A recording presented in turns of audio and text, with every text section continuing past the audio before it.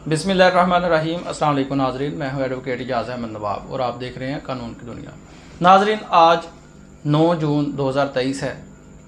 काबिल अफसोस, इंतहाई अफसोसनाक वाक़या, काबिल मज़म्मत वाक़या, 9 मई का वाक़या जिसको पाकिस्तान का 9/11 कहा जाता है, उसको आज पूरा एक मंथ गुजर गया। पाकिस्तान का कोई ऐसा शहरी नहीं है जो इसकी मज़म्मत नहीं करता।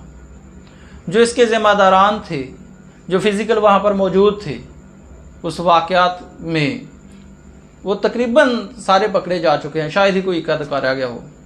उनकी शनाख्त हो गई जियो फेंसिंग के ज़रिए, CDR के ज़रिए, वो कैमरों की मदद से सारा कुछ हो गया। पकड़े भी गए, उनको सज़ा भी दी गई। वो चाहे इस्टेब्लिशमेंट है, वो चाहे कोर्ट्स हैं, वो चाहे हुकूमत है, जो भी स्टेक होल्डर्स थे, उन्होंने सभी ने इसका सख्ती से एक्शन लिया। लेकिन इस व्लॉग में हमने बात करनी है कि इस 9 मई की आड़ में कौन कौन से ऐसे काम हो चुके हैं और कौन कौन से होने थे जो नहीं हुए हैं। इस 9 मई की आड़ में गवर्नमेंट पर कौन कौन सी तनकीद होनी थी जो गवर्नमेंट बच गई है। लेकिन सबसे पहले जो सबसे बड़ी डेवलपमेंट हुई है 9 मई की आड़ में, वो हुई है पाकिस्तान में एक नई पॉलिटिकल पार्टी बन गई है। और वो पॉलिटिकल पार्टी जिसमें PTI के सारे लोग जाके शामिल हो गए। इस्तेहकाम पाकिस्तान पार्टी, जहांगीर तरीन की, ये एक डेवलपमेंट थी। अब 9 मई की आड़ में PDM को जो फ़ायदा हुआ है, सबसे पहले इस एक मंथ में कोई महंगाई पर बात नहीं करता। वो PDM की तो चांदी लगी हुई है, हुकूमत की चांदी लगी हुई है। किसी ने बात की है महंगाई पर? नहीं। किसी ने बात की है डॉलर पर? नहीं। डॉलर 316 पे चला गया, 315 पे चला गया, कोई बात नहीं, खैर है। वो ज़िम्मेदारान आते हैं, प्रेस कॉन्फ्रेंस करते हैं, 9 मई के वाक़यात की मज़म्मत करते हैं और कहते हैं कि आर्मी एक्ट के तहत मुकदमा चलाए जाएंगे, दहशतगर्दी के तहत मुकदमा चलाए जाएंगे, इनको सज़ा दी जाएगी, वगैरह वगैरह, चले जाते हैं। ना कोई महंगाई की बात करता है जो 12% से 38% पे चली गई है, जो श्रीलंका से भी ज़्यादा महंगाई है। ना कोई डॉलर की बात करता है और ना कोई पेट्रोल की बात करता है। वो जो कहते थे रूस से पेट्रोल आना और पेट्रोल सस्ता हो जाना, पता नहीं क्या कर देना पेट्रोल को, ना कोई उसकी बात करता है। तो 9 मई की आड़ में गवर्नमेंट ये फ़ायदा ले रही है। एक इससे भी बड़ा फ़ायदा जो ले रही है वो क्या हुआ कि 14 मई को इलेक्शन होने थे, सुप्रीम कोर्ट का ऑर्डर था, गवर्नमेंट नहीं मान रही थी। अब गवर्नमेंट मान नहीं रही थी, सुप्रीम कोर्ट मनाने की कोशिश कर रही थी, अपने ऑर्डर पर अमल दरामद करने की कोशिश कर रही थी, लेकिन सुप्रीम कोर्ट टोटली इसमें नाकाम रही, कामयाब ना हो सकी। चीफ जस्टिस साहब बड़े भरे रिमार्क्स देते हैं कि जी ये ऑर्डर तो तारीख में रहेगा, इस पर फैसला तो नामुमकिन नहीं है। मेरी समझ में नहीं आया कि जो चीफ साहब हैं इस पर एक्शन क्यों नहीं लेते। जब एक जज साहब को बैठा दिया था एज ए निगरान कि इस ऑर्डर पर अमल दरामद करवाना है, तो फिर कॉन्टेम्प्टेशन जो प्रोसीडिंग्स होनी थी वो क्यों नहीं हुई। सारा कुछ समझ से बालातर है, जबकि आइन कहता है इलेक्शन करवाना है।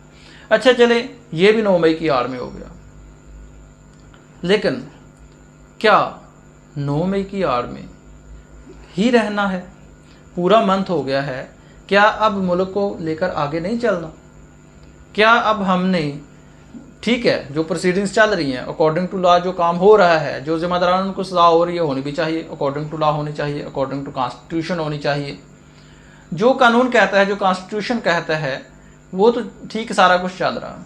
लेकिन इस 9 मई की आड़ में, इस 9 मई के वाक़या ने जो PDM को जो तनकीद होनी थी, सबसे ज़्यादा तनकीद होनी थी 3 चीज़ों पर: महंगाई, डॉलर, पेट्रोल। इन तीनों पर कोई तनकीद नहीं। पूरा महीना PDM ने चांदी लगी हुई थी, बड़े सुकून से गुजारा है। सुकून तो नहीं कह सकते, लेकिन इस लिहाज से मैं कह रहा हूँ कि जो तनकीद होनी थी वो नहीं हुई। और जो हमारे वज़रा आते हैं, प्रेस कॉन्फ्रेंस करते हैं, और वो कोई भी महंगाई पर या ऐसी जो अवाम के मसाइल हैं, अवाम का क्या मसला है? अवाम का क्या ये मसला है कि बजट आएगा या नहीं आएगा?